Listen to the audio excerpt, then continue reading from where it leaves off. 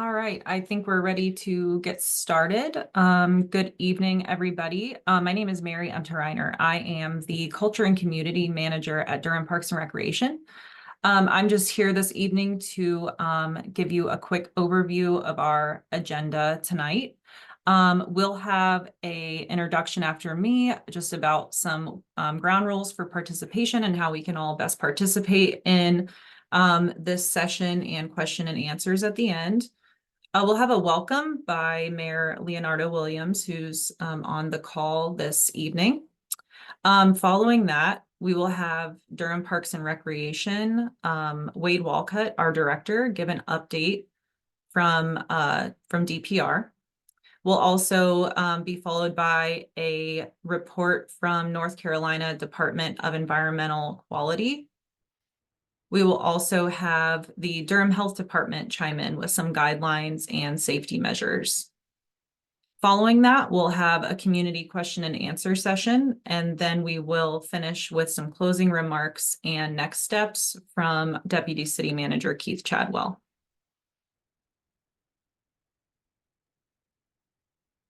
So we know there will be a lot of information shared tonight about a very sensitive and important topic. As we hear from our presenters, we ask all attendees to be respectful. We ask that you use the chat for questions and comments, allow presenters to speak without interruption, and to stay muted. During the Q&A, we ask that you use a virtual hand to speak, and we also ask again that you speak briefly so that everyone gets a turn.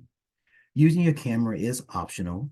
We can take control to mute your camera if there happens to be some interruptions happening behind you that may distract the speakers or from anyone from being attentive to the presentations. And again, we ask you to speak clearly so we have accurate Spanish interpretation. So we can stop the screen share now, because I'm going to ask the Mayor Leonardo Williams, to make some welcoming remarks and to kick off tonight's public forum.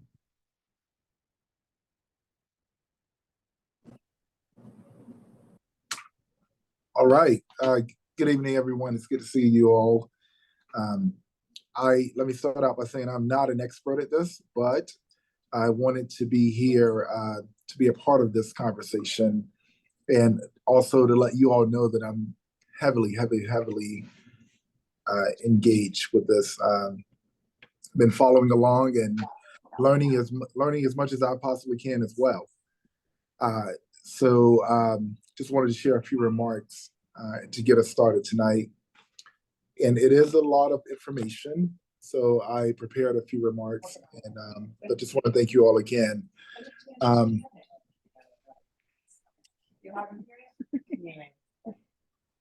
So,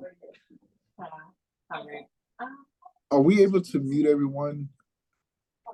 I was like, wait, what? Alexis John is not muted. That's why. 190. There we go. Go for it, dear. I appreciate that. Appreciate it.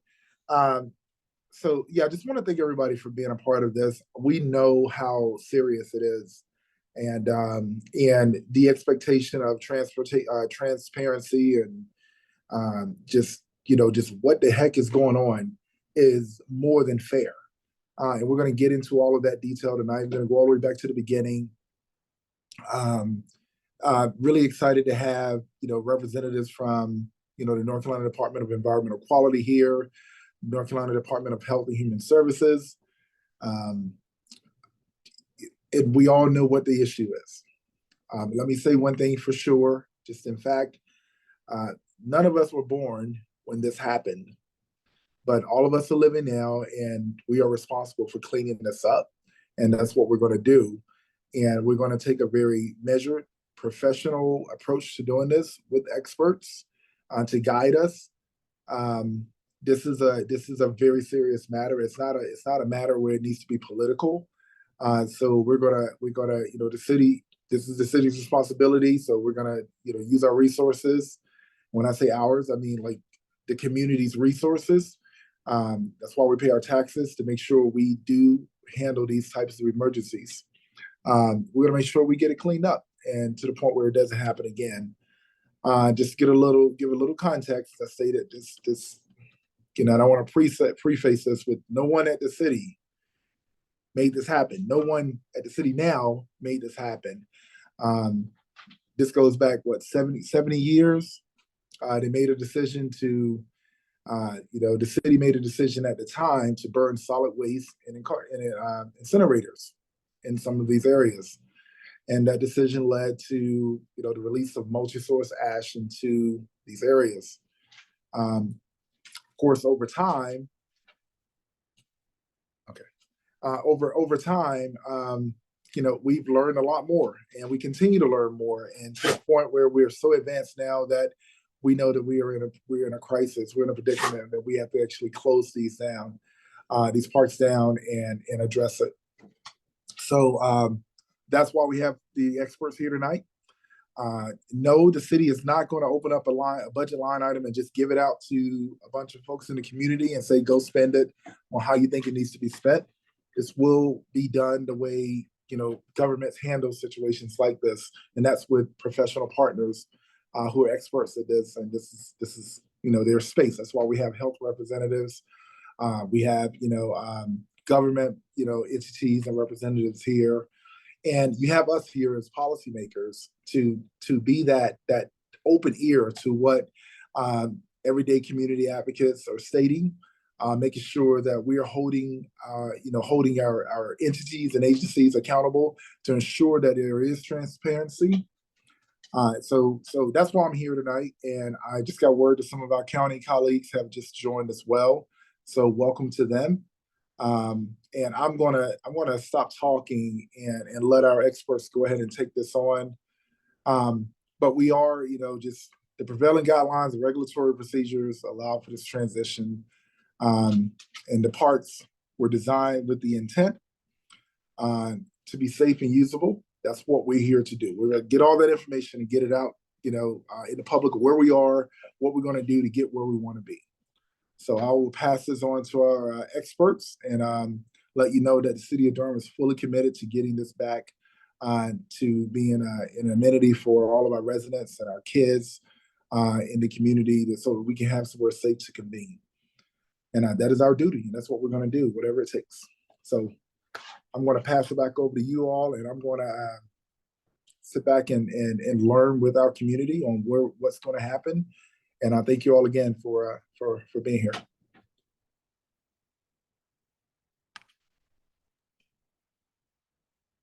Thank you, Mayor Williams, for being here tonight and for the welcome. I also wanted to acknowledge that Keith Chadwell, our Deputy City Manager, is also on the call.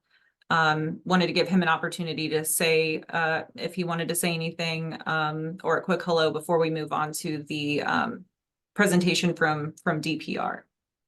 Thank you very much, and good evening, everyone. Don't need a lot of comments at this point. I only want to represent at this time that staff stands prepared to bring to action the words that the mayor have shared, especially with respect to our responsibility in this space, and to affirm a strong level of community engagement will be featured as we walk up to the kinds of things we have to learn and perform in order to make this situation right. So let's proceed, Mary, with the rest of the agenda. Thank you.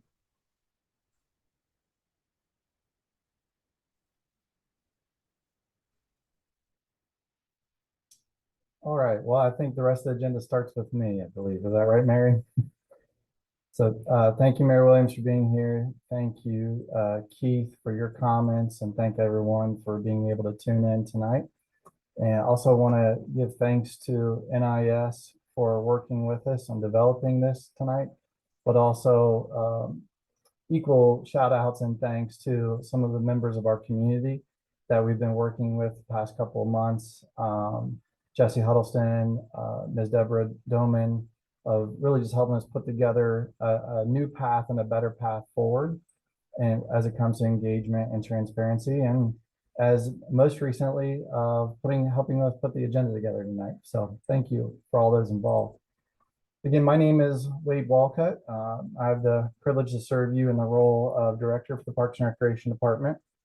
And perhaps just as important, or maybe more, I am also a Durham resident, and I am a father of 2 young children and who have used several of these parks that are in question. So I care just as much as many of you care about this topic. And it's just as important to me in both my roles as a resident and as a father and as an obligation or responsibility over our park system to get this right as soon as possible and to learn as much as possible and to share that information out. So what I'd like to do tonight briefly is walk through a timeline of where we started, what we've done, where we are now, how we got here, and how we're likely to move forward with potential next steps, and how we're going to do that collaboratively and transparently. And as the mayor said, despite when this issue first came to be, we certainly recognize that we as a city have a responsibility and an obligation to address it. And we're going to do that.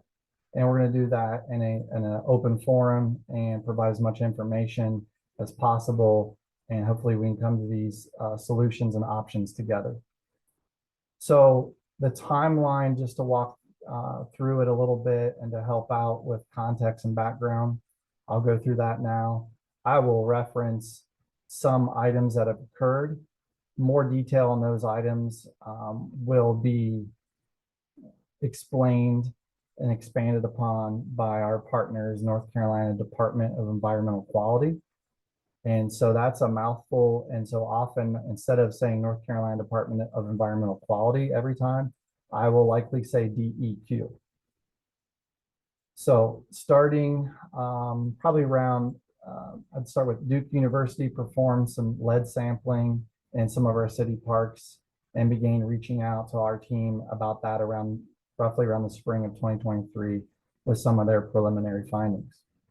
We, staff, did not provide a timely response to their outreach, to their initial outreach about some of their findings. And as such, initial findings were published and shared with the community via Duke University in the summer of 23. And as a result, residents reached out to the city on June 1st via letter. It should have never happened that way. It should have never gone that way. Quicker replies and dialogue should have occurred. Most importantly, this information should have been gathered and understood and, most importantly, shared to the community by the city, by us first. By failing to achieve this, and for the community to hear it through another source, led to completely understandable and reasonable frustration and candidly mistrust. That is something we sincerely and deeply regret and apologize for that mistake that occurred at that time. Since then, shortly after that same summer, later in that month in June, the city put on, and some of you may have participated in or watched, a town hall to convey information and to listen to feedback at that time. And of course, at that time, we had very little information to go by. So once we received this information, started to begin to understand the findings, we reached out to Mid-Atlantic Associates, who has a history of this kind of work. And so from that point, from July to August, we worked with Mid-Atlantic Associates to build upon the science and the data that Duke provided. We're grateful for Duke University and the work they did and the initial findings, and Dr. Richter and the grad students' contributions. With Mid-Atlantic to build upon those initial findings and that science and data so we could learn more and have their labs test it, it allowed us to understand a lot more as well. So some of those outcomes, working with them, they looked at some of the same locations in each park. Duke also recommended 2 additional parks I don't believe took samples in, but recommended that we do. And so we agreed to that recommendation and included Lyon Park and Northgate Park as well.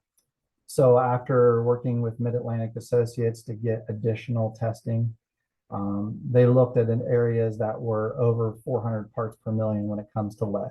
And details of that and explanation will come from the experts later today, not the Parks and Rec director.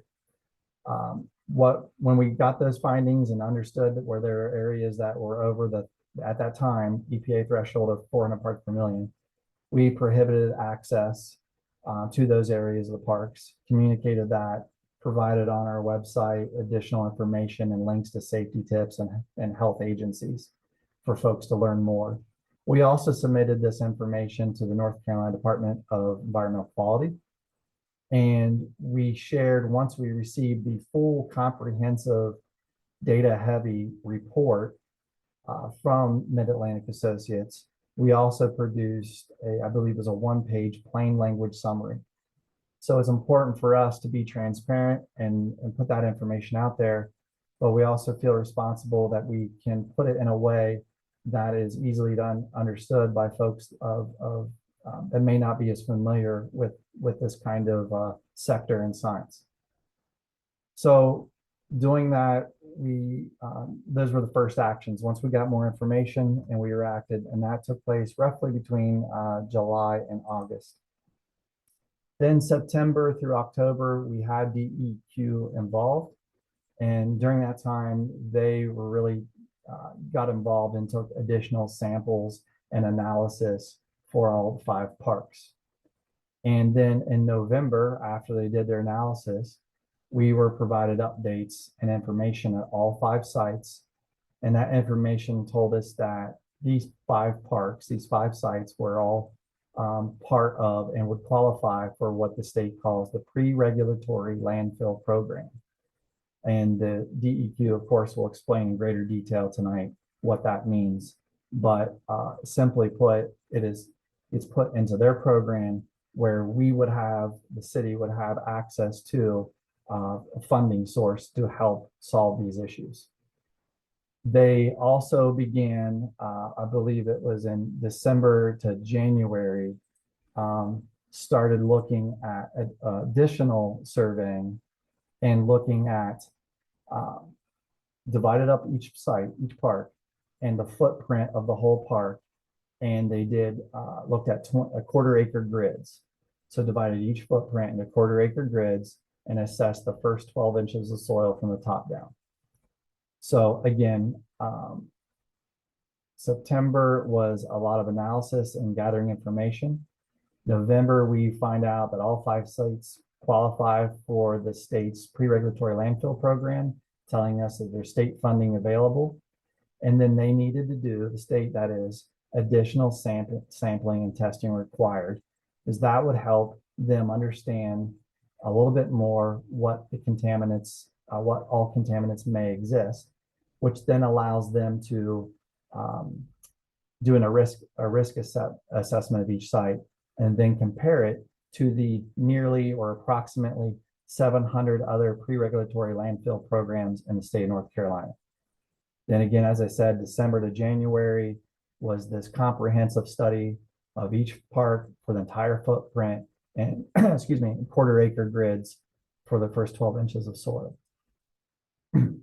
After that study was done, shortly after in February, thanks to our neighborhood improvement services, NIS, Deputy City Manager Keith Chadwell, some small group of resident engagements were put together to not only share information and inform, but also to receive that critical feedback of how we can do better and how we can get more involvement. And by having more involvement, we may open ourselves up to additional resources. And we've had plenty of great partners offer their help.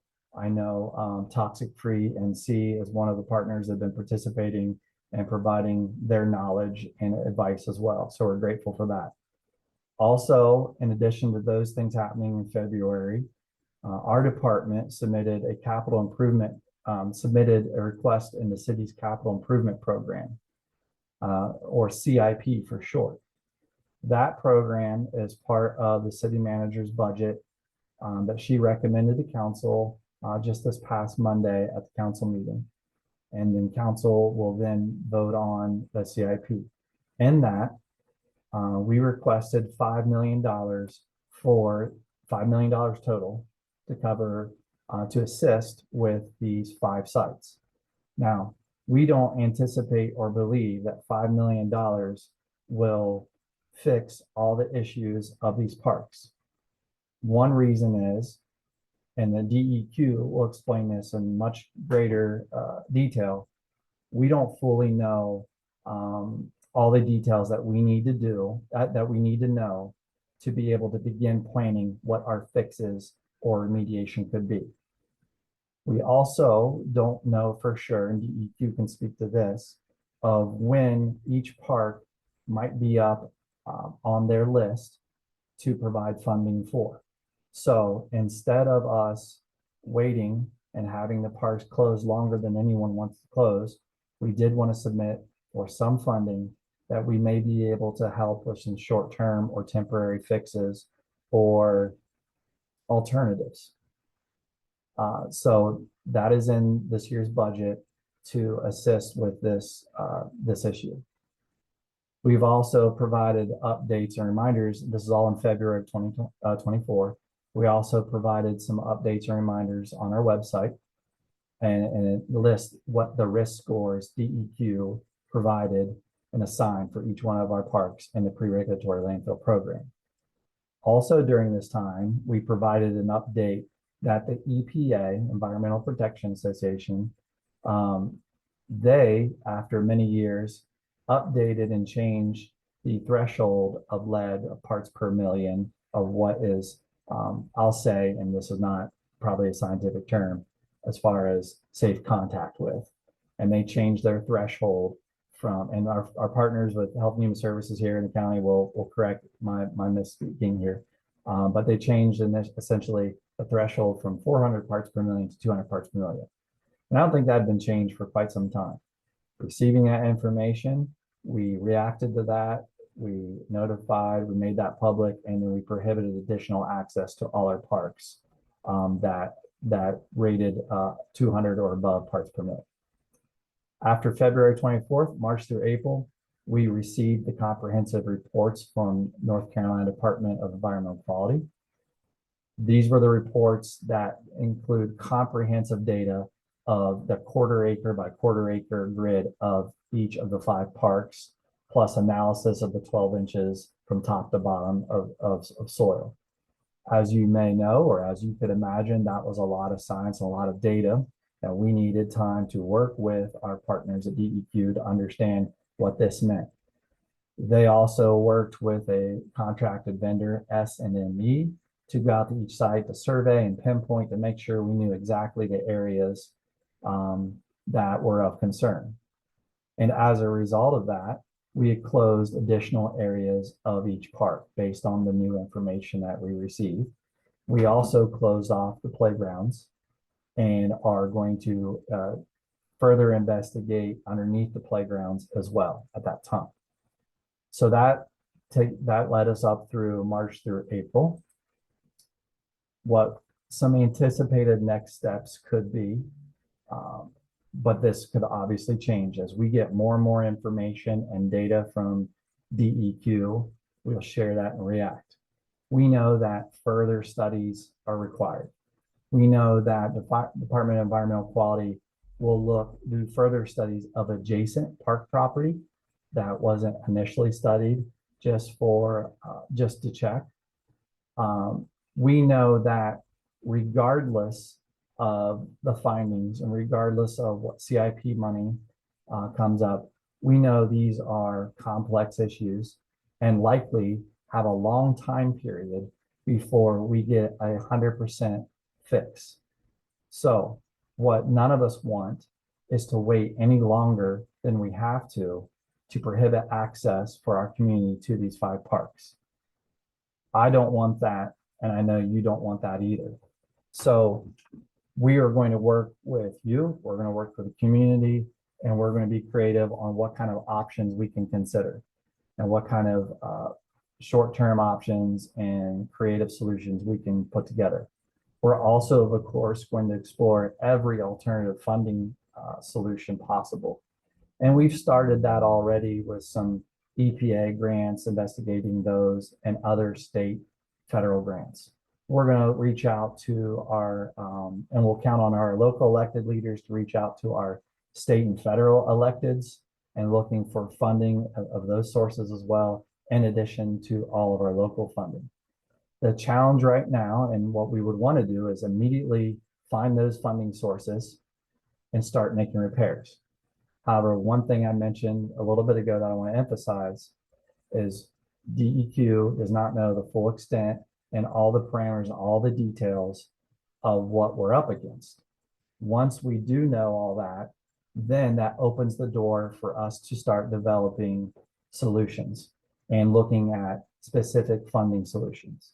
So none of us are going to sit on our hands and just wait. We want to come up with alternative solutions now. So that is what we're going to do. And then when we learn more, we share more. And not only will we share in full transparency whatever that data, the raw data is, we're also going to continue to do plain language and bilingual summaries so all of us know and understand. And then when we get to the point where we can start thinking about creating solutions, we're not going to do that in a vacuum. We're going to continue to work with our community partners that I mentioned earlier, and anyone else that would like to be a part of that are more than welcome. And so likely what I would foresee in my crystal ball is, here is our issues. Here is a menu of options that all of us can choose from of a variety of solutions. And then we'll receive that feedback, and then a decision will be made on how we do that collectively, or at least we'll understand collectively what our options are and what best possible solutions could be. So again, we will not do this in a vacuum. We want to make sure this is done quickly. We also want to make sure this is done correctly and accurately for this generation, but for generations to come. We welcome others to be a part of this process. Again, I want to thank those that have been involved with us, and we're going to continue that. We're going to expand that group so everyone's fully aware and can participate. And we're grateful for all the feedback that we've received thus far. And so lastly, I just want to say thanks again to everyone, not only in the city, but county partners, our health officials, but also our community that have been connected with us more recently to advise us and provide that critical feedback. And with that, I want to again recognize Jesse Huddleston and open it up to Jesse. If you could please, Jesse, just add to any points that I made, or please, if there's anything I missed and that you want to emphasize, please do so. I'd appreciate it. Thanks, Wade. I'll be brief. Hi, everyone. Jesse Huddleston here. My pronouns are he, she, they, we. You can't get me wrong so long as you're being kind. I live in Lyon Park, and so very close to one of the impacted parks that we've been organizing around. I also transparently work at Duke in the Office of Durham and Community Affairs, and spend a lot of time thinking about community engagement. So this matters to me too. So really grateful that folks are here. Just want to say first, thank you for the public apology and really modeling how we can be taking collective responsibility so that we can take care of one another. I think the one thing that I really want to add is that community members that have been directly impacted, that regularly advocate around issues of environmental justice, have been tracking this closely. That's how I learned about this. And while we lament that it wasn't different, I'm still grateful that there are people who are directly impacted, who are also subject matter experts, and who are helping us take responsibility and steward this work with the care it deserves. So yes, that's Danielle Doman and Brandon Williams and Walltown, so many others in East Durham, in Lyon Park, Northgate Park, also partners like Toxic Free NC, Alexis and Phoebe, thank you, Danny Lynn, and Chris with NCEJN, North Carolina Environmental Justice Network, and many others. Count my head, not my heart. And we've been meeting consistently since last year, doing what we can to learn and make sure the information gets out. And since February, we've been able to be working more closely in step with the city, specifically the Neighborhood Improvement Services Department. That's how we planned this meeting. And it's how I think we'll keep communication lines open and be working with them to make sure that we can have more forums like this, both virtually and in person, that can be recorded. So even if people can't be there, we can share recordings so people have access to the information. We're hopeful that we can also present in City Hall during, the Monday evening meetings or even work sessions. So again, this stays top of mind. And even thinking about plans for direct canvassing so that folks, again, who are directly impacted and may not actually know, not to conflict with what's been said earlier, but some people still don't know what's going on. For as obvious as it might be for some of us that have been paying attention, some still really don't know. And so we want to repeat ourselves and do what we can intentionally to make sure that word gets out and folks are aware and are better positioned to take care of themselves and their families and neighbors in their communities. So for those that are here, again, thank you. And for those that end up listening to this recording, thank you. And continue to trust that we're going to do what we can as we continue learning more to continue engaging more so that people are included, people are informed. And even if it's to say we still don't know, but we're here and we care, I think that will continue to go a long way to continue building trust and securing a process of community engagement that makes folks be and feel heard and included. So thank y'all for making space for us, community members and partners that are impacted and care about this to be able to speak a little bit. Happy to pass it back to you, Wade, so that we can keep it moving and hear from other experts. Sure. Thank you, Jesse. Appreciate it. Mary, do you want to introduce our next? Yeah, thank you very much, Wade and Jesse. Our next speaker is going to be from the North Carolina Department of Environmental Quality. Hey, good afternoon. Good evening, everyone. I'm going to share my screen here. I have a PowerPoint to share.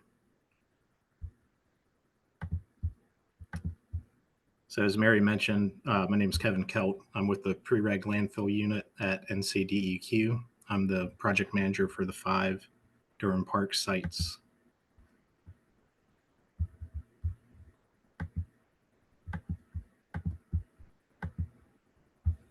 And can everyone see this? Yes. Yes, Kevin. Thank you. All right, so the pre-reg landfill program. So what's a pre-reg landfill? So this is our statutory definition. A pre-1983 landfill means any land area, whether publicly or privately owned, on which municipal solid waste disposal occurred prior to the 1st of January 1983, but not, but not thereafter. And it does not include any landfill used primarily for the disposal of industrial solid waste. So these landfills, they did not have construction standards, they were not lined, and there was no disposal regulations. So now a little bit about our funding.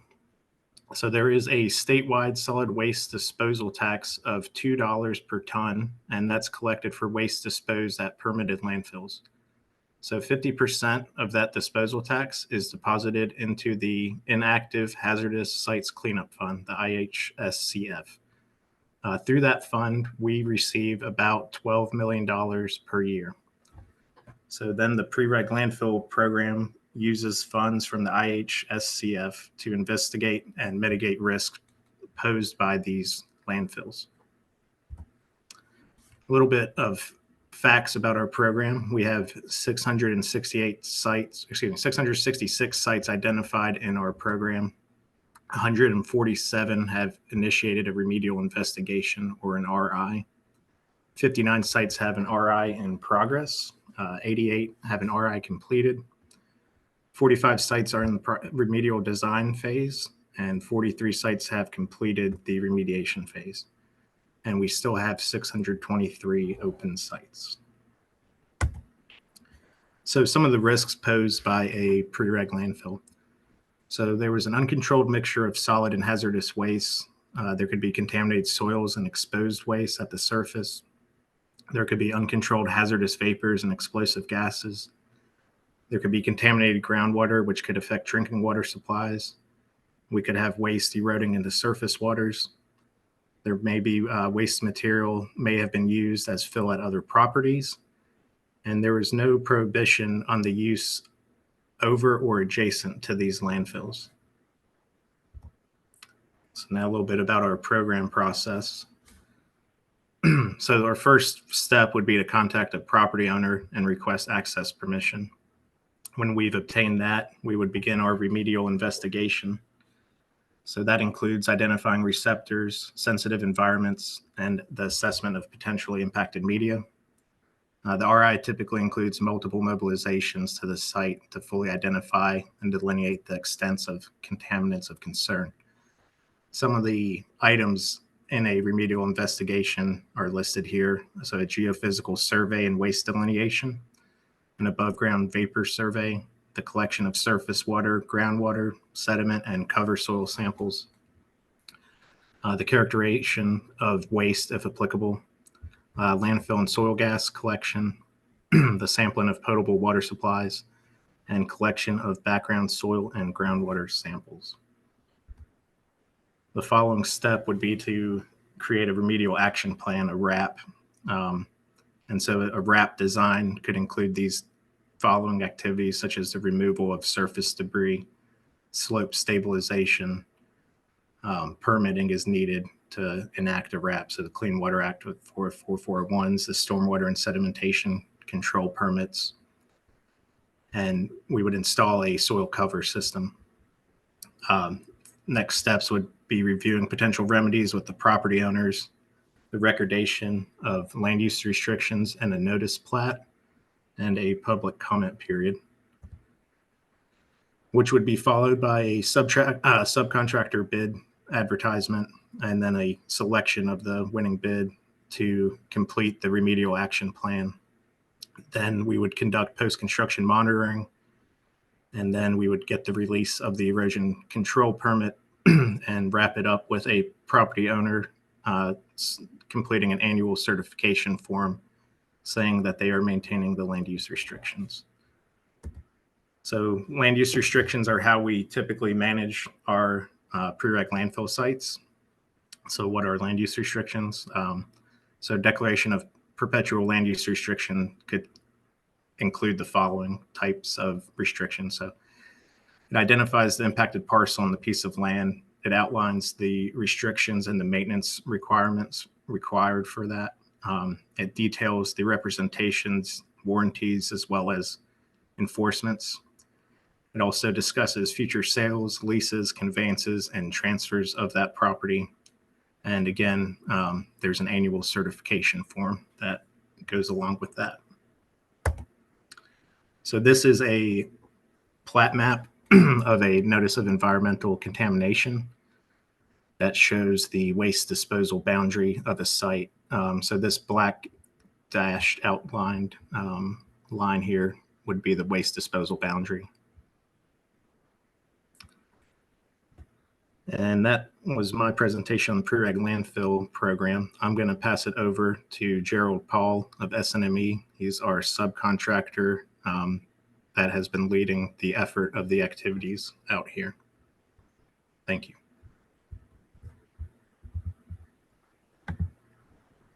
Start my video. Sorry about that.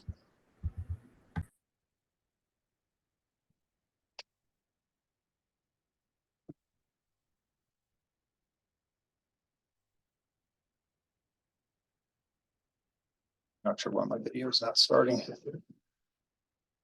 Second, please.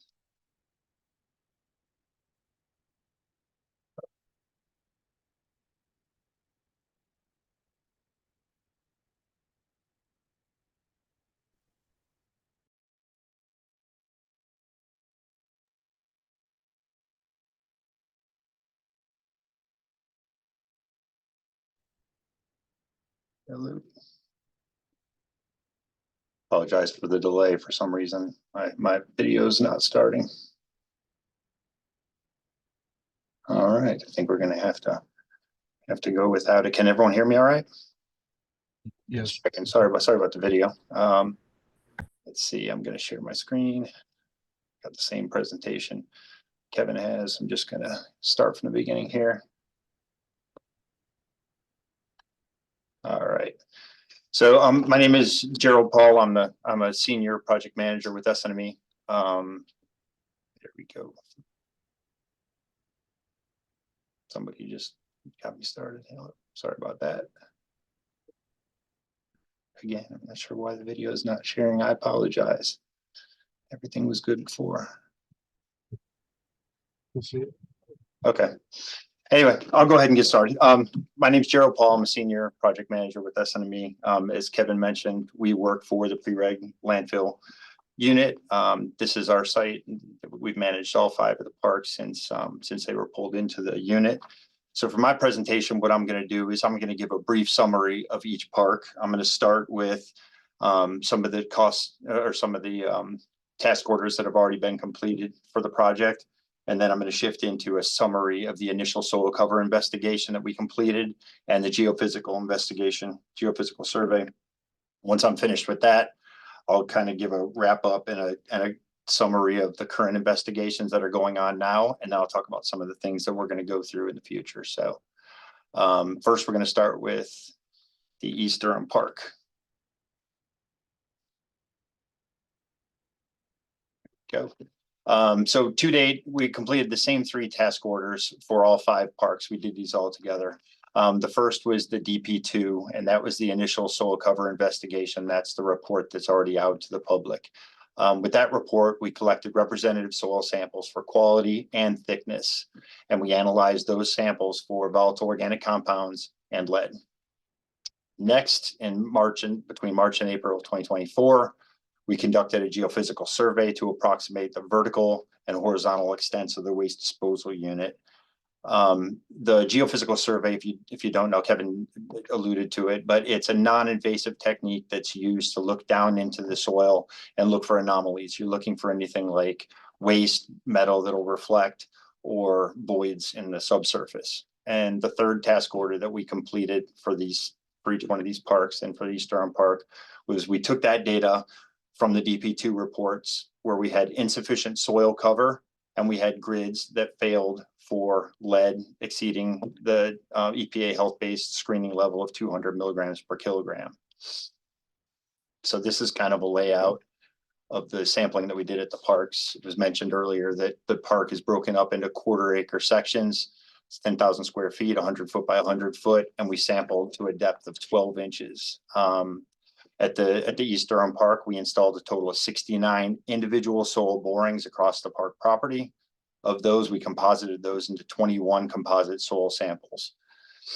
While we were collecting the individual samples, they were field screened using a photoionization detector, a PID, to measure for volatile organic compounds in the representative soil samples. It's a field screening tool.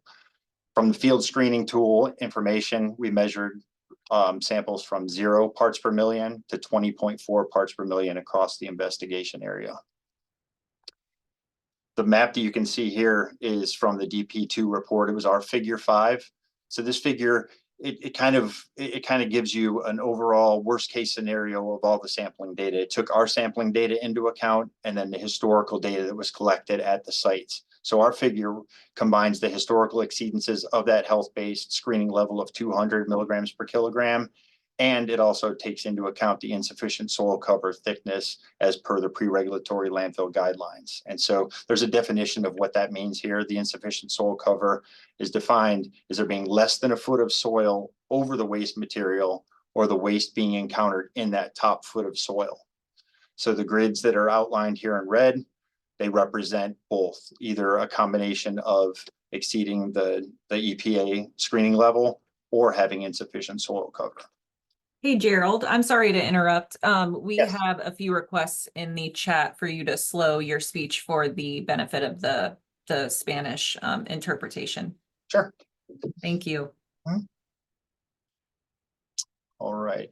So that was the initial soil cover investigation. And I mentioned we did a geophysical survey.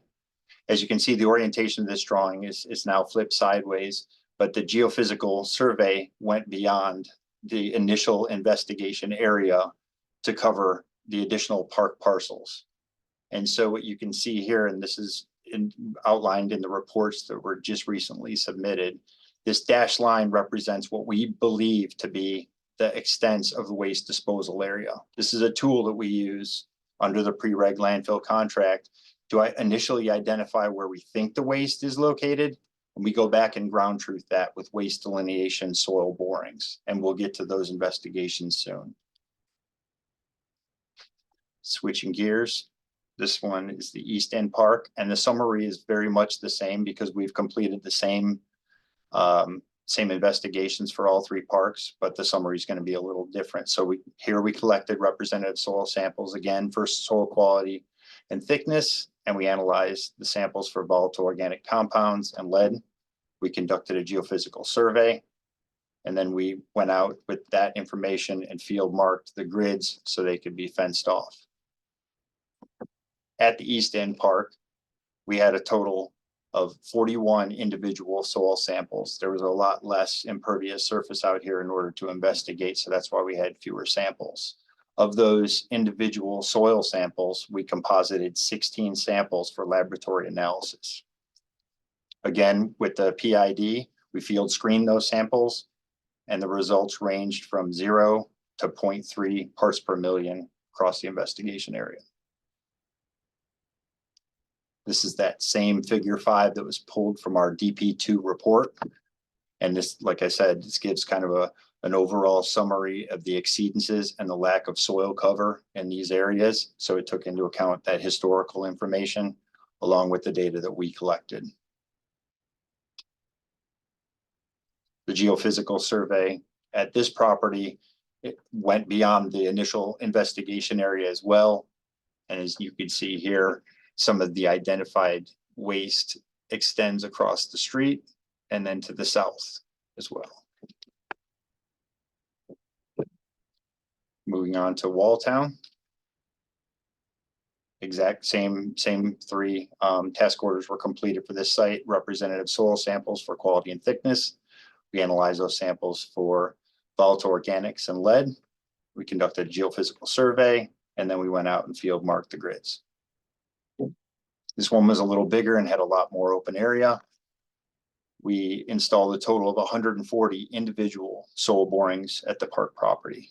Of those, we composited for a total of 40 soil samples that were submitted for laboratory analysis. There were no volatile organics detected in the screened samples across the investigation area on this site. Again, this is that figure 5 from our DP2 report. And as you can see, the majority of the park is covered by the red grids, indicating that it either exceeded the EPA health-based screening level of 200 milligrams per kilogram, or it had insufficient soil cover. You can see in the central part of the park, that was the case. There was insufficient soil cover located there. Geophysical survey for this park just included the original investigation area. As you can see here, the dashed line kind of extends up to the creek and then extends to the southern end of the site here. One thing I want to add about the geophysical survey briefly, again, this is a tool that we use to try and see in the subsurface. It's not always 100% correct, and it's not always representative of what's there. That's why we go back and we install delineation borings to ground truth and make sure that that is the extent of the waste disposal area. Just want to make that clear. Lyon Park. Initial soil cover investigation. Collected representative samples for quality and thickness. At this park and at Northgate, in addition to the volatile organic compounds and lead, we analyzed samples for semi-volatile organic compounds and 18 metals that are listed here on the pre-regulatory landfill guidelines. We conducted a geophysical survey of the property to define the horizontal and vertical extents of the waste area, and then we went out and field marked the grids that failed for either lead or soil cover thickness. This was a much bigger area to cover.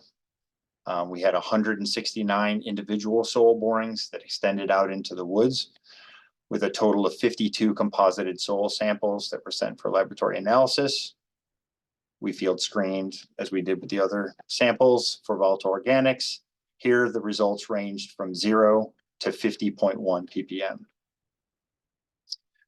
Another thing I want to point out here, during the original investigation area, this parcel was omitted. That's now being taken into account. That was based on the previous results. I think we'll talk about that a little bit more too. I'm sure we'll have questions about that. Breakdown of the investigation summary. So you can see that there are fewer grids here that failed for either lead or soil cover. But this is just the layout. Geophysical survey. This actually, when we did the geophysical survey, we actually extended onto that parcel. So you can see there's some waste identified here, and then waste in the northern area of the park, and that correlates very well to some of the lead exceedances and some of the data that we had up there. Last park is Northgate, the largest size. Same as Lyon Park. For our quality and thickness, we analyzed samples for the full pre-regulatory landfill suite. That included the semi-volatiles, volatiles, the 18 metals. We completed the geophysical survey, and then we went out and field marked the grids with the locations that failed for lead or soil cover thickness. Much larger site. We had a total of 566 individual soil borings across the park, total of 138 composite soil samples. And when these samples were screened for volatile organics, they ranged in concentration from 0 to 47.8 ppm. Figure 5 from that DP2 report, again, historical exceedances and lack of soil cover. You can see the majority of the grids that are closed off are near those playground areas in the parks here. You had a couple stragglers across this large site. Geophysical survey showed us some interesting information where there was a lot of waste located on this part of the property. We didn't see that in our samples, but again, we only sampled down to 12 inches, where the geophysical survey goes much deeper. Here on this northern end of the site, you can see the waste boundary, and then there's some additional waste identified down on the southern part of this parcel. So now I'm going to talk briefly about the ongoing investigations. Once we wrapped up the initial soil cover investigation, geophysical survey, and went out and marked those locations, we shifted gears and started to focus more on what Kevin was talking about, that stepped approach to identifying all the hazards across these pre-regulatory landfills. So part of that is the additional soil cover sampling. What we did, I mentioned that we sampled for volatile organics and lead at the 3 first parks, and then at Lyon and Northgate, we switched over and went to that full pre-regulatory landfill suite. What we're doing now, we're currently out sampling at the parks, and we're trying to fill in all of the data gaps. So we're trying to make sure that we have all of the pre-regulatory landfill guidelines met for sampling requirements. We have subcontract surveyors at all the parks currently working to give us a topographic and boundary survey for each park. That'll come into play later when we get to a remedy or some type of a remedial action for the property. Site budget remedy estimates. These have actually been worked on. We're working with NCDEQ. And what we did under this task order, what we're currently working with, is the known information that we have for the sites. So those grids that failed for either lead, high lead, or insufficient soil cover, we tried to use that information to give our best estimate that we could for a remedy to only address those things. It's important to note that, because as the additional investigation goes on, there may be additional things that come into play. But working with DEQ, we wanted to give some kind of a numerical value to what this cleanup effort could look like. So we're currently working on those and reviewing those. It was mentioned earlier that we're also going back to sample beneath the playgrounds.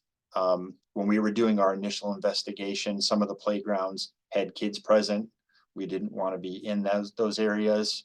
Also, some of the playground areas were mentioned to have liners beneath them, or varying layers of mulch and gravel. So they were excluded from that initial sampling. So we're going to go back and we're going to have a contractor remove all the materials that are located in the playgrounds. That would be varying layers of mulch and fabric and gravel. And once we have that material removed, we're going to sample the soil beneath the playground areas. All of those task orders are currently underway. The dates are on your screen of when they're expected to be completed by. Pending investigations. These are things that we're going to have to do in the future. Kevin mentioned them. He had the long list. This is not an all-inclusive list. Some of our investigations may spur off and we may have to take additional steps. But basically, since we have the results of the geophysical survey, we're now going to go back and install those waste delineation borings to try and define the extent of the waste. So we know exactly how far out it goes, so we have a better idea of the remedy.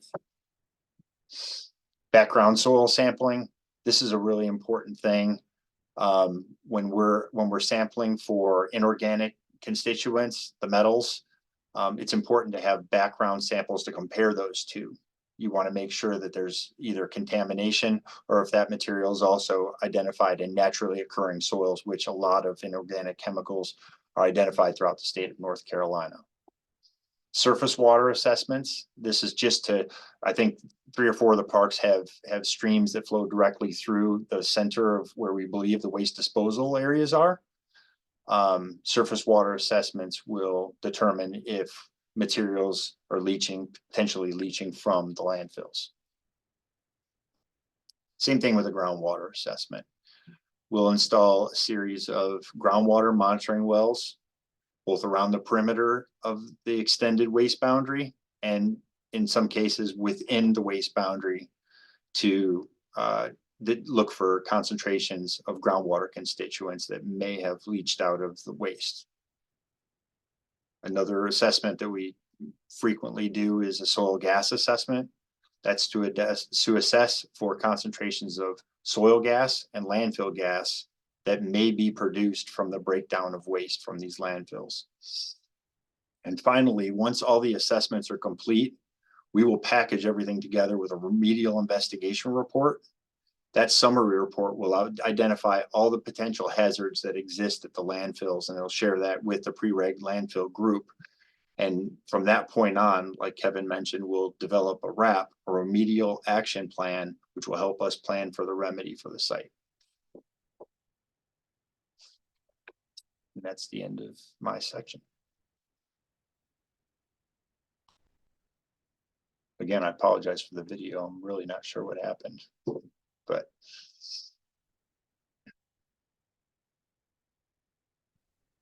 I think I'm up next. I'm gonna share my screen here.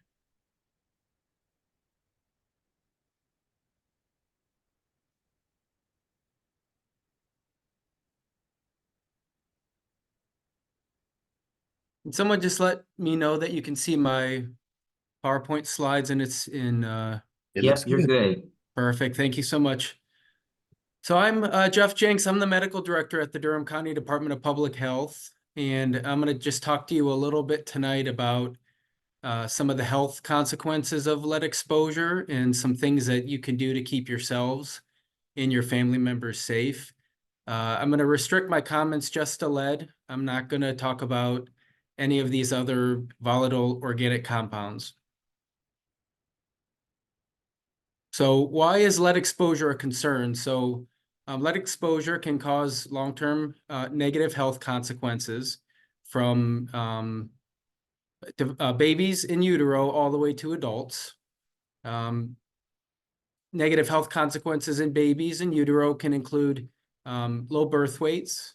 It can negatively affect brain development and at times lead to spontaneous abortion or loss of the baby.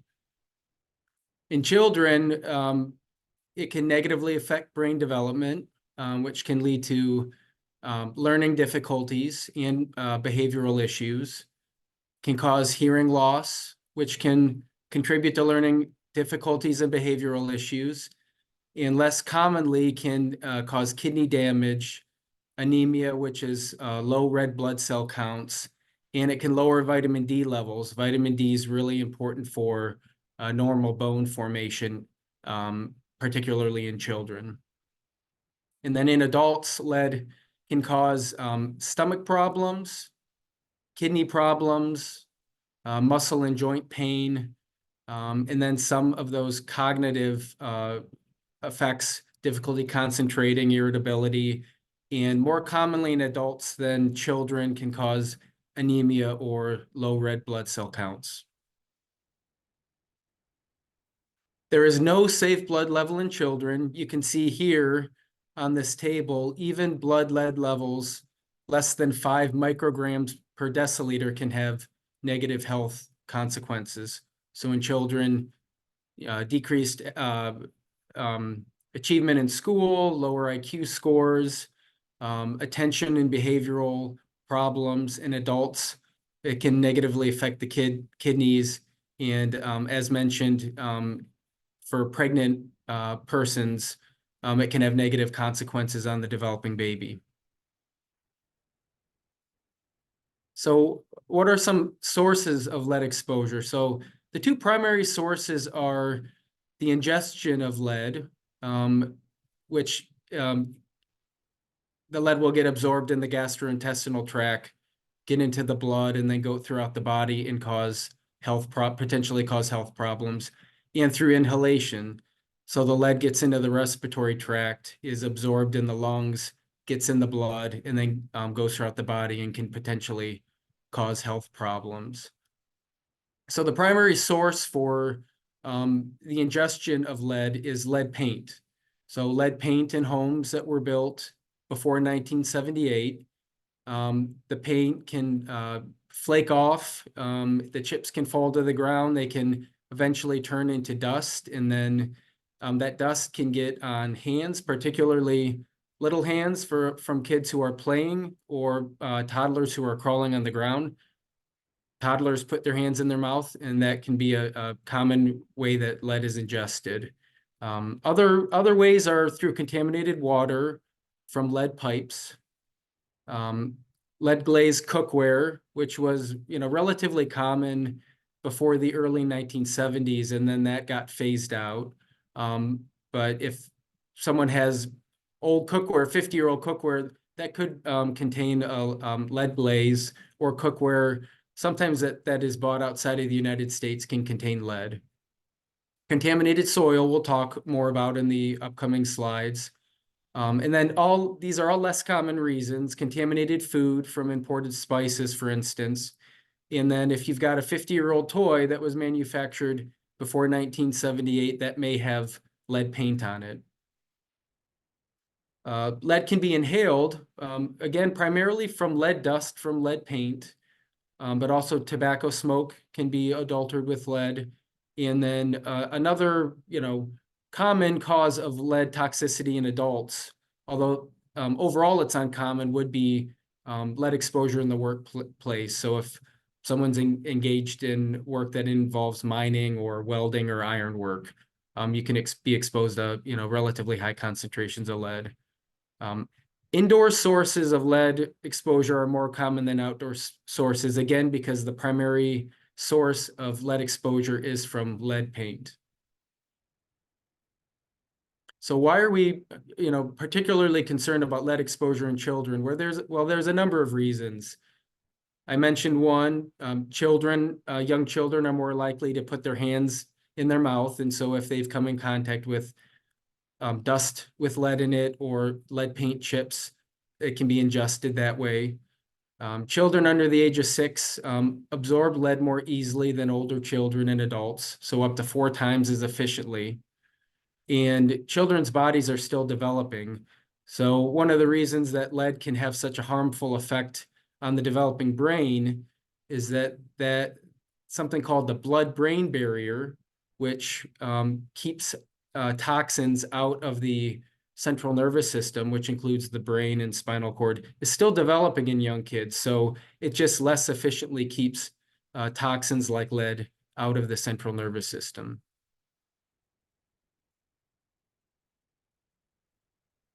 So what about lead? Lead in soil. So lead can contaminate soil. Again, one of the common reasons would be leaded paint on the outside of a house that's flaked off and turned into dust. You can have high concentrations of lead in soil immediately around the perimeter of the house. From industrial sites, so if someone lives close to a zinc mine or a battery smelter, that can cause lead to be disposed of in the soil. Another common cause previously was exhaust from cars, in the 1970s and earlier that used leaded fuel. So along roads that were frequently trafficked back then, you can find lead in the soil, deposited in the soil near those roads. Old lead plumbing, lead can leach into the soil. And then even sites that were previously orchards where fruits were grown, lead arsenate used to be used as a pesticide. So if that was the case, lead can be found in the soil of those old orchards. And then how would we be exposed to lead in the soil? So through playing in bare soil, bare uncovered soil, gardening, eating fruits and vegetables grown in lead contaminated soil. So another good reason to wash fruit and vegetables thoroughly. Ingesting soil, such as getting soil in your hands and then putting your hands to your mouth. So a couple more things about lead in soil. So lead in soil may be very unevenly distributed. So I brought up one example of leaded paint on the outside of a house. There may be relatively high concentrations of lead in the soil immediately surrounding the house, but 1 or 2 feet from the perimeter of the house, there may be lower undetectable lead levels. So it really is variable. Lead tends to accumulate in the top soil, so the upper 8 inches of soil, and is relatively immobile. So as previously mentioned, the risk of exposure to lead in soil is low if that soil is covered by 12 inches of clean, non-contaminated soil, or if it's covered by other substances, grass, vegetation, mulch, or like a synthetic covering, as is common in some of the playgrounds.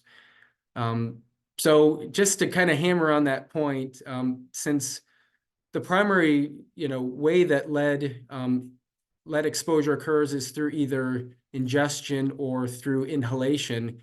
If lead is covered, again, by 12 inches of soil, mulch, grass, or another material, the risk of lead exposure from contaminated soil is pretty low. So who should be most concerned about lead exposure? So I've mentioned a couple times, and I'm trying to hammer this point home, is that the primary source of lead exposure is leaded paint in homes built before 1978. So children under the age of 6 who live in an apartment or home that was built before 1978 would be, a group that we would, recommend consideration of testing in, and then pregnant women. So all pregnant persons who are engaged in prenatal care should routinely get lead testing done. And then for children under the age of 6 who live in those older homes or apartments, they can certainly talk with their primary care physician or provider about getting lead testing done. As I mentioned, lead exposure for the developing fetus can have very serious health consequences. Lead crosses the placenta very readily, which is why all pregnant persons should be tested for lead. And there's very little risk for persons who frequented these parks years ago. Even if lead exposure did occur, lead tends to sequester in the bone. And it's not thought that there are toxic effects for lead that's sequestered in the bone. So they would be at very low risk for problems now.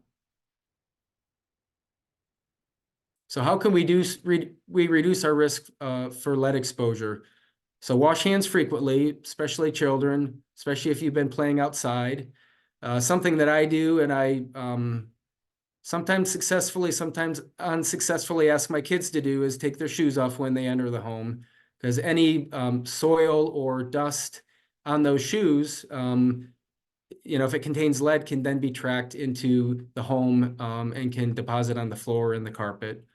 If clothing is really soiled with dust or dirt, it's a good idea to wash those clothes separately in case there is some lead-contaminated soil or dirt on those clothes. Clean surfaces, wet clean surfaces every week to get any dust or soil that's been deposited in the home up. And then cover bare soil in your yard. Again, as long as the soil is covered by non-contaminated soil or grass or mulch or another substance, the risk of lead exposure from soil is pretty low. And then if you live in a home or apartment that was built before 1978, and you're unsure if there's lead paint or lead plumbing in that home or apartment, you can get a certified lead inspector to come out and inspect that site and to see if there's any problems that need to be dealt with.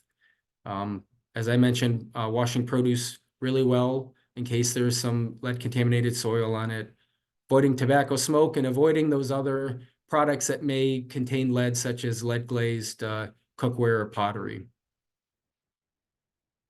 So just a couple take-home points. Lead exposure primarily occurs through ingestion or inhalation of lead-contaminated products, primarily chips or dust from lead paint.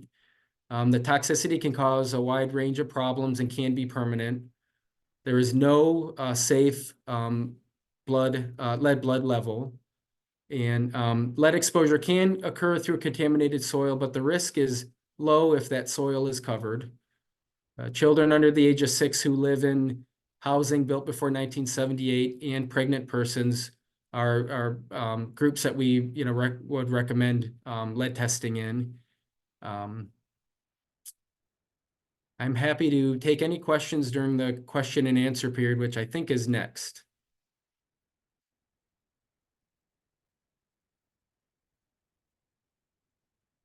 Yes, thank you. We are going to transition to the question and answer session. Thanks everyone who provided great information and updates. So I just want to also thank the community for being receptive to the information. So now's the time for you to ask your questions. Now, if time permits, the opportunity for you to present your question, you could, if time does not permit for the opportunity for you to present your questions verbally, you can submit them by email. At this time, I'm going to ask if Mary wouldn't mind to put her email address into the chat. And there will be a slide at the end that has both Mary's email address as well as mine. We don't have a lot of time for Q&A. So what I tried to do, and with the assistance of Jenny on our staff, pull some questions out of the chat. I want to thank a lot of the folks in the chat who proposed questions. They were responded to very quickly by others who had the responses at their fingertips. So I'm going to go to a few of the chat questions first. And let's see here. One question that was presented by Sylvia Becker-Dreps is, what is known by NCDEQ or Durham or anyone about the old practices of using the waste from these Durham municipal incinerators as fillers on other sites?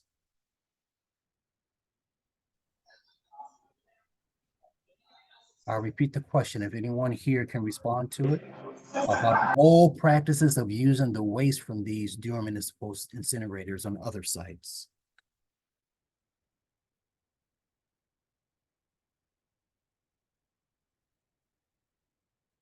And if no one here can respond to that, we will put this question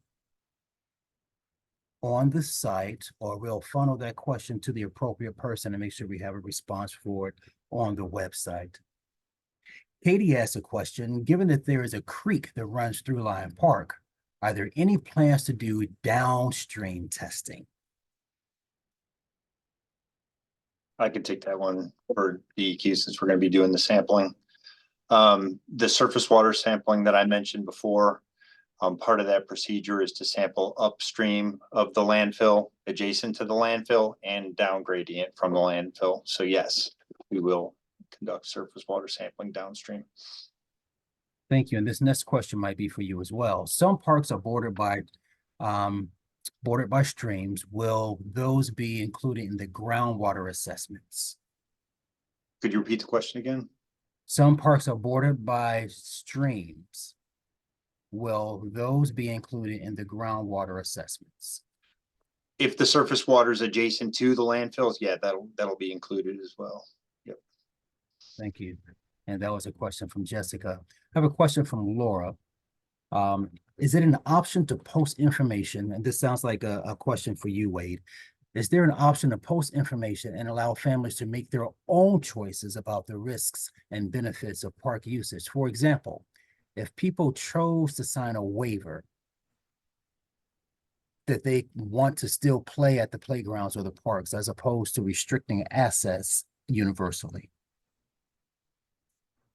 Yeah, I think I attempted to reply to that in the chat. However, for the sake of everybody, all options will be considered. I don't think we have enough information yet to say yes or no, but that's certainly an option that we can explore.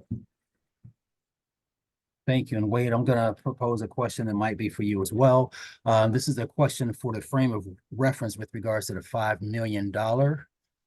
If you can put this in context, what would the cost be to just relocate a park to another location? And if these parks are already due for updates, would this be a sunk cost to try to remediate the parks that are the subject of today's discussion? I'm going to go out on a limb and make an assumption when someone says relocate a park, they might be referring to relocate a playground. So I'm going to assume that, hopefully, and that won't prove the old adage true. But if it is a playground, so for example, a great question. An example could be, and this will answer another question I saw. I believe DEQ mentioned that they were going to take samples from adjacent park properties. So let's use the example of East Durham. They will look on the other side of Main Street, which I think is the south side of Main Street. That is part of park property. They're going to take samples there.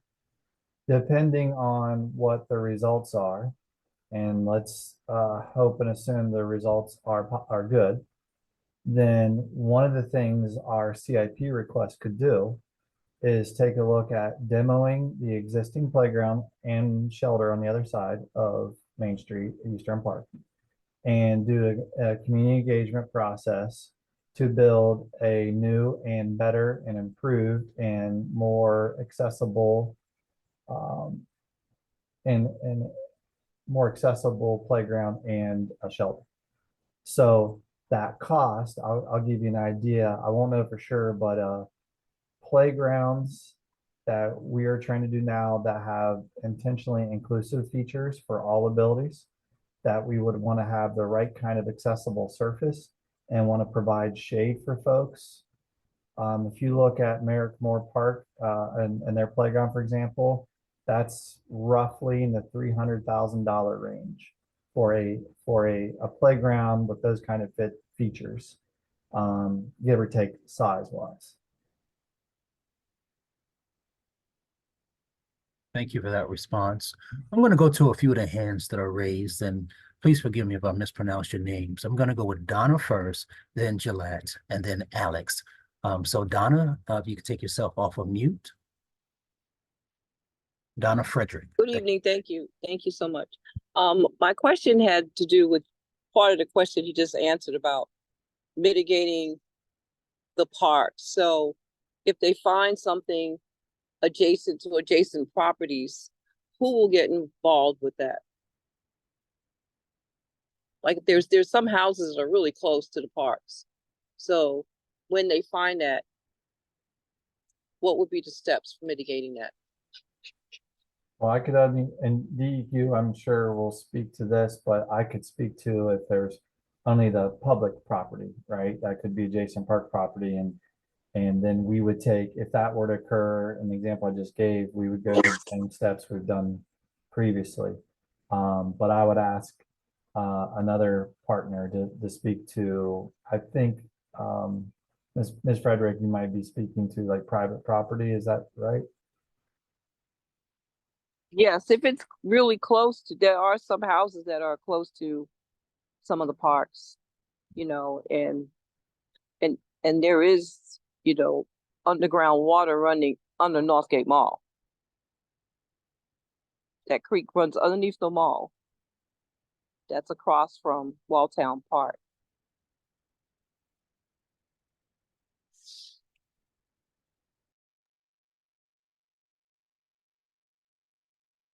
Hello, my name is Ryan Channel. I'm the supervisor for the pre-reg landfill program. So I'll try to answer that question for you, ma'am. The topographic and boundary survey that Gerald mentioned in his PowerPoint presentation. So the landfill waste delineation effort is going to go to the park boundary. If we don't see waste at the park boundary, then we're good and we can stop there. If it extends on to adjoining properties, then pretty much everything that was discussed tonight will then extend on to those private adjoining parcels. We need to complete the investigation process on private property if waste is located there. Hopefully that answered your question. If not, let me know, Yes. please. Yes, that answered the question. I was just saying if the parks that have been already tagged, are there additional parks that need to be tested? Or do they know because those were the only ones where ash was distributed at that time?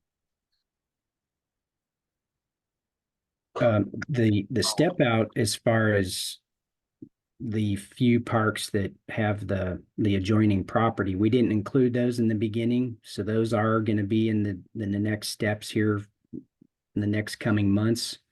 But the same process would apply 360 degrees around that park boundary. So anywhere on the public park property, if waste extends beyond that boundary, then we would continue. We would have to reach out to that individual property owner, and that property owner would have to give us permission to go on their property to do the work. But then that would be a request that we would send out to get access permission to do the work on that private adjoining parcel. Thank you. Thank you, Donna. You can lower your virtual hand, and we're going to go to Gillette. Hi, thank you. Gillette Mohammed with CBS 17. Kind of a two-part, two-question here. The first one regarding timeline. So is there a rough estimate of when the remedial action plan will be ready? And then also, is there an estimate of when fenced-off playgrounds will reopen?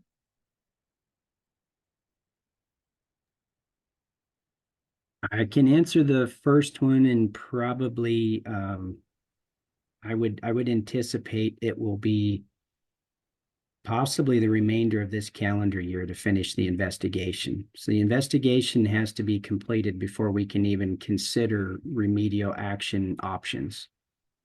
So it's going to be several more months, maybe 6 months before the investigation's completed. And a lot of that's driven by the location and extent of waste. So as we start investigating the boundary of the landfill, if we need to step out to adjoining parcels, we have groundwater, landfill, and soil gas analysis, surface water. So there's a lot of work that needs to be completed in order to finish the investigation.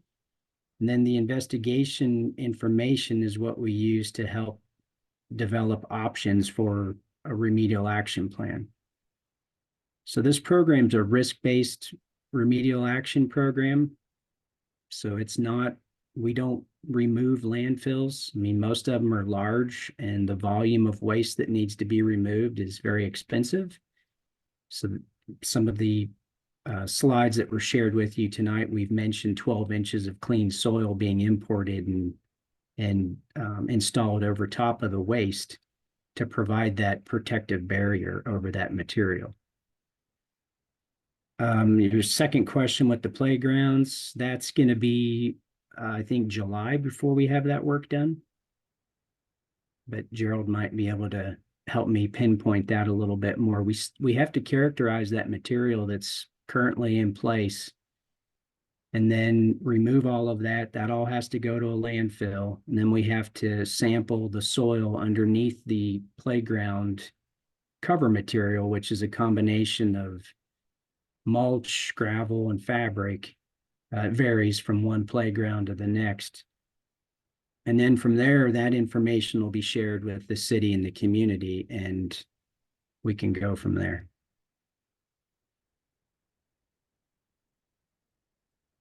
Thank you. That was very helpful. And then just if I could just throw in one last question regarding the cost. The estimated remedy cost, I know, that's being done this month and it could change as the investigation plays out. Is there, though, an estimated remedy cost from DEQ right now? And what is it? Yeah, not for a full remediation. No, we don't have that yet just because we don't have all of the information we need. So what was mentioned in the presentation will be the cost to install 12 inches of clean soil over the areas that were shaded red on those various figures. Got it.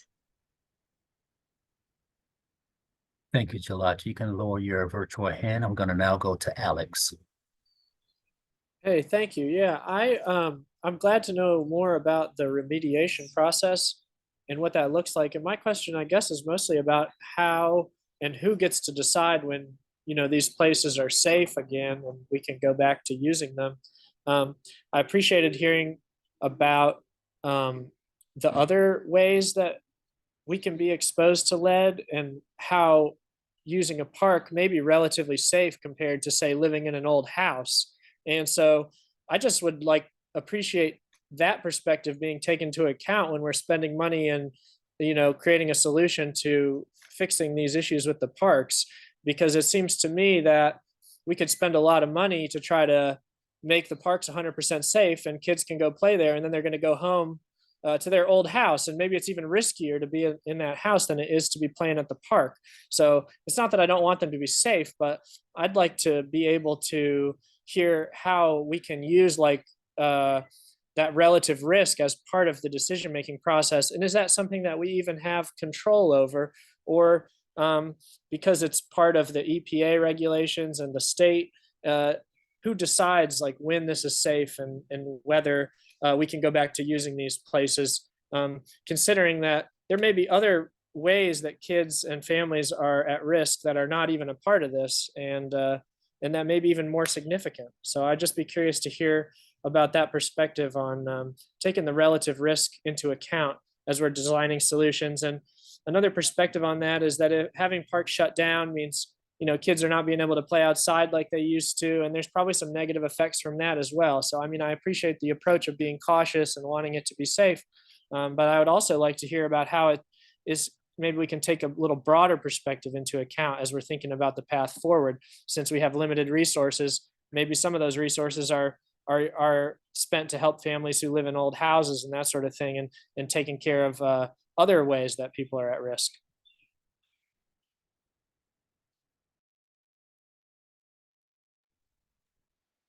Would one of our presenters like to respond to Alex's comments? I can try my best on part of those, Alex. I think when you started off, it was maybe who gets to decide when it's safe to use that along those lines. And so I'll say from my limited perspective what I envision. All right. So we've mentioned earlier, and I know you heard it too, more information needs to be collected about each particular site and more data. It is, what I understand it is, once we get that information and data, then we can understand what some of the remedies may be based on the materials and contaminants. Then I am guessing and assuming that, okay, now if we know that, and based on input from DEQ and other officials and the community itself, we can say, this is what we're dealing with at this particular park, at this particular playground. So there are recommended remedies that range from option 1 to option 5, or whatever. And so that's what I'm envisioning. And then we put that out there to the community. We collect all that feedback. And then ultimately, as long as those 5 options are all, per the standards of, health and EPA and CDC, et cetera, then I believe the city would have to make that decision, okay, based on all the feedback and based on the science, and what the community wants is option 3, we're going to go with whatever option. So that's broadly what I can speak to and how I can envision these things playing out.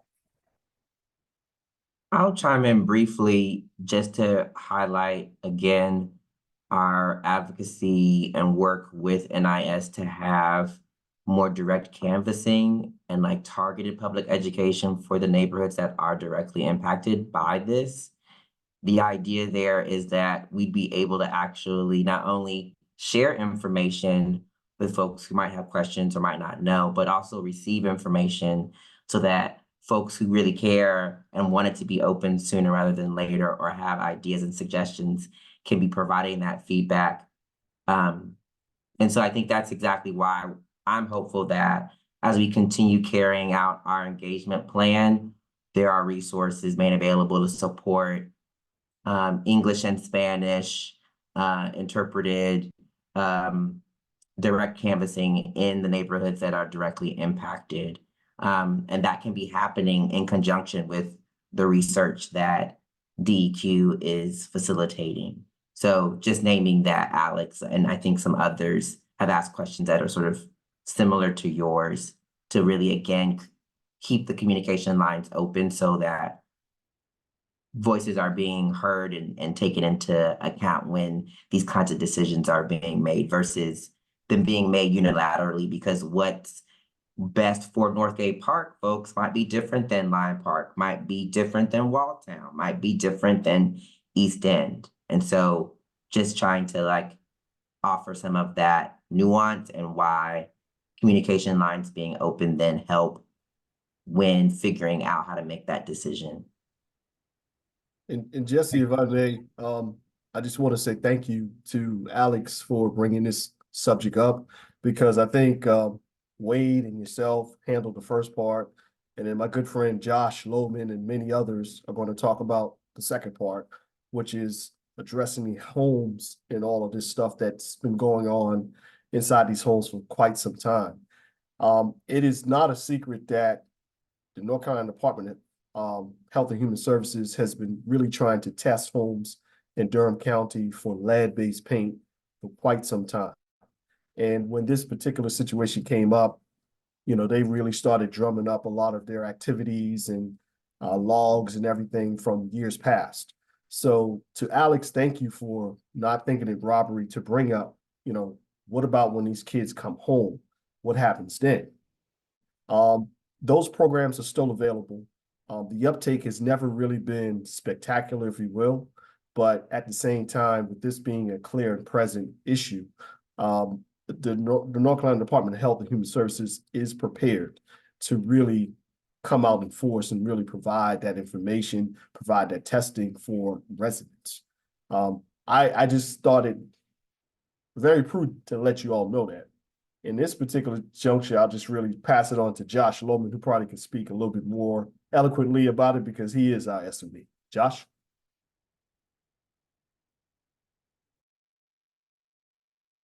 I'm not sure. I'm not, I don't know the exact resources for lead testing in homes or amongst children exactly, but I can definitely get the answers for that. But one thing I wanted to highlight from Dr. Jinks was that, you know, when we're in urban environments, we're surrounded by soil that basically is subject to lead deposition from exhaust fumes from vehicles, to lead paint from homes, from the sides of homes, from the exteriors of the buildings, and also just it really all the different contaminants that we had used in the past before we really knew what lead really was about and what harmful effects it causes. So practices of taking your shoes off, washing your hands when you come inside, you know, taking your shoes off before you come inside your home. Those are always good practices to use in any urban environment and even rural environments, really, because of the use of lead, arsenate, and pesticides and everything as well. So those are just good practices, and it's a good point to bring up, Alex, and I agree. Thanks for bringing those up. And also lead paint in homes. If your home was built prior to 1978, there's a chance that lead paint was used in the home. So there's many sources of lead, you know, not just soil, but building materials in our homes and stuff. So those are important to keep in mind. And before we got, I don't want to side rail the questions here, but I wanted to share, I shared it in the chat, it probably got lost. But there's a community event in Durham. Can everybody, let's see, can you see that now? It hasn't shown up yet. Now we can see your screen. Okay, now what I wanted to show you disappeared. How about now? There we go. Okay, so there's a Durham Community Health Day event on the 1st. Residents can bring soil samples for preliminary testing to that site, and the purpose of this sampling is to really just give you knowledge of what's around your home, what's in, you know, what's in your yard, what are your surroundings, and then from there we can give additional health education resources to explain to you what the risks are based on your soil alone. And there's a link here also that tells you how to collect a soil sample. And if I was going to collect a soil sample in my yard to see like what was a child's exposure going to be, it would probably be like my garden, where I may be growing vegetables, or where my kids are playing, you know, things of that nature, where you're walking, and maybe walking into the house with shoes on. So that's where you would want to collect soil. And that link shows you how to collect soil, the URL link there. So yeah, you can bring your samples, and our partners with the Agency for Toxic Substance and Disease Registry. It's a sister agency of the CDC. They're one of our partners that fund our program at DHHS. And they'll be there to help us using an XRF machine, which is actually what Duke used to sample soil the first time we really found out about this in our parks. So come out to the event, bring a soil sample, and we can let you know a little more information about your specific yard or garden or whatnot. Thank you. So I just wanted to share that before it got too late. Thank you for that, Josh. I'm going to go to 3 more. I see 2 hands, but first I want to go to a comment or question that was in the chat. Since Josh, you were talking about bringing soil samples, there was a question in the chat about whether or not trees would have to be removed based upon the presence of lead. And I'm assuming that question is around the parks and the playgrounds. Would trees need to be removed if there is lead in the soil around the trees?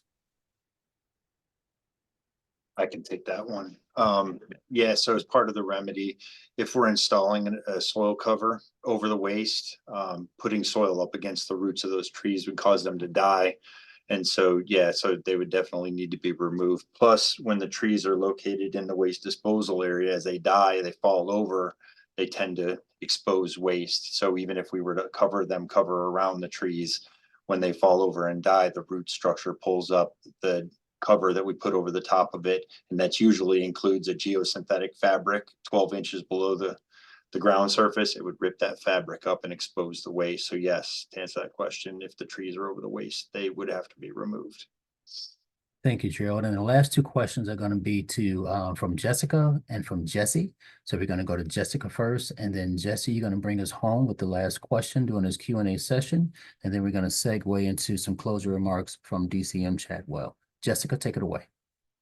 Hi, thank you so much. I really appreciate you holding this forum. One of the things that I haven't heard much about this evening has really been around the environmental justice angle and just the historical wrongs and how this is really rooted. The incinerator sites are really based on structural racism. And I've spoken with people in our neighborhood. Their Lyon Park Community Center was previously a school, and they were educated and spent their childhoods in these areas where there's potentially higher lead exposure, and they're now adults. And so one of the things that I just haven't heard really anything about is outreach to people who are impacted, who were impacted as potentially as children and that are now adults, or even just the environmental justice angle and how that factors into remediation and potentially reparations.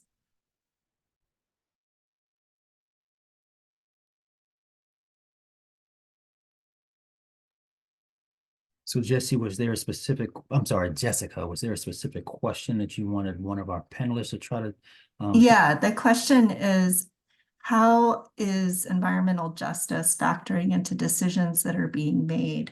And to what extent is the city considering impacts on older residents? Because much of the emphasis that I'm hearing tonight is really around children, current children, and I think that's great, but we also need to consider people who have suffered health effects from historical exposure. Okay, do we have anybody on the line who can who can respond to Jessica's questions? I know there is a city county environmental justice board.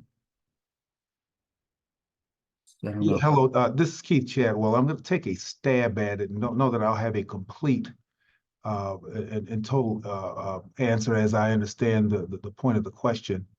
And my response at this point, only at this point, is simply this. The initial priority around this is to make certain that remediation and health and safety for all are at the forefront of this. That would be to include outreach and methods of informing the public about this circumstance based on their current circumstances, or if they have a historical presence that's residential or utilization from the past. We would have to make that as a specific angle, if you will, on outreaching to make certain that prior exposures from those days are included. Sometimes the environmental justice piece it includes a piece around intentionality, which when we get to an ultimate proof, it takes would take an evidentiary trail before we consider all the variables associated with how we would make public investments into that aspect of the remediation. So while that certainly has not been excluded from consideration, we'll need time to consider and plan as it relates to that, but not without placing the justice aspect into a circumstance of priority.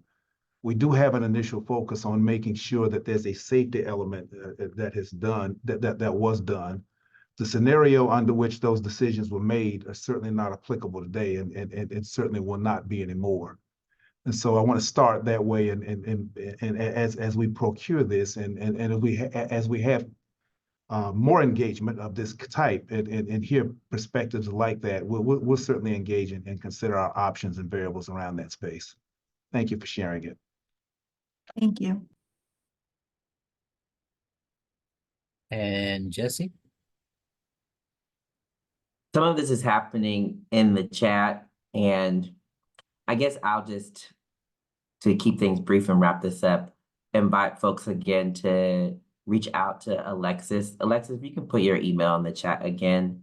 That's one way we have ongoing communications via email, a Google listserv, so that folks can continue having these kinds of conversations like they're happening in the chat. Additionally, I think Mary encouraged folks to sign up for the e-newsletter, to follow them on social media. There are different alerts and communications that go out that way as well. So I could ask some questions, but some of them are actually coming up in the chat. And I just want to encourage us to keep talking, because there are no quick fixes. There's not one way to handle this. And clearly we all care. And that's a part of how we take care of one another and figure out the best solutions moving us forward. So just want to say that. Thank you. All right, everyone. I want to give you guys another thanks for participating, either as a presenter or as a concerned resident. Thank you for your attention. It's been a pretty long day, but it's been a very productive day. At this time, I'm going to turn it over to DCM Chadwell, Deputy City Manager Keith Chadwell, to close us out. And after Mr. Chadwell completes his closing out statements, I want to ask who is running the behind the scenes to put up the very last slide. We have a thank you slide that includes both my name and email address and Mary's name and email address, in case you missed it in the chat. Thank you very much. What a marvelous opportunity for brevity here. I'd certainly like to add a word of thanks on behalf of the city administration for all whom have participated. Very, very special thanks to our partners and experts who have taken time out of your schedules to come in and contribute to this and provide very, very needed expertise around these topics. Additional thanks also to all of the members of the public, especially to those who helped us plan this event. We're thoroughly committed to continue this kind of collaboration and work with everybody to proceed collaboratively and so that we can get the results that we need. I almost don't want to say anything else. Jesse's last contributions were very, very close to benedictory, but want everybody to understand that we're fully committed to this. Deliberate speed in this case, we've heard mentions of that. Deliberate speed has its place, but understand our primary focus at this point is to move responsibly with full collaboration, as we've attempted to do in the planning of this event this evening, and in concert with applicable scientific standards, and to be fully informing about the decisions that are going to be made in this space. So thank you so very much. As you have participated this evening, we'll invite you to continue to participate, and that will be the foundation and basis for which we come to ultimate decisions. Everybody have a very, very fabulous evening. And if that information that Mr. Davis asked for can come up now, I think it'd be appropriate to do it. Thank you, everyone. Good evening.